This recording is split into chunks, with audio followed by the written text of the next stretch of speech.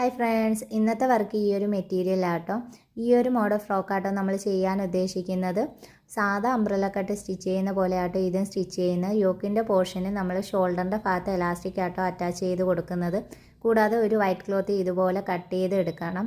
പിന്നെ നമ്മൾ സാധാ സ്റ്റിച്ച് ചെയ്യുന്ന പോലെ തന്നെ സ്റ്റിച്ച് ചെയ്തെടുക്കാം. ബാക്ക് പോർഷന് ഞാനിവിടെ കെട്ട് ആഡ് ചെയ്ത് കൊടുക്കുന്നുണ്ട്. നമുക്ക് എലാസ്റ്റിക് കയറ്റുന്നതിന് വേണ്ടി സ്ലീവിൻ്റെ പോർഷനിൽ 1/2 ഇഞ്ചിൽ ഇതുപോലെ മടക്കി സ്റ്റിച്ച് ചെയ്ത് കൊടുക്കാം. അതിനുശേഷം അതിലൂടെ എലാസ്റ്റിക് കടത്തി വിടാം.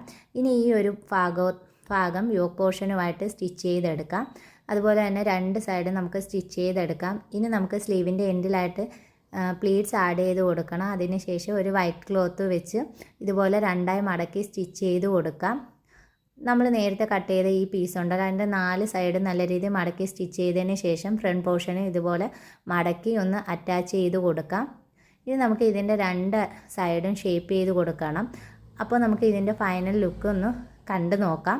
അപ്പോൾ ഇതാട്ടോ അതിൻ്റെ ഒരു ഫൈനൽ ലുക്ക്. അപ്പോൾ വീഡിയോ ഇഷ്ടപ്പെട്ടാൽ ലൈക്ക് ചെയ്യാനും ഷെയർ ചെയ്യാനും സബ്സ്ക്രൈബ് ചെയ്യാനും മറക്കല്ലേ.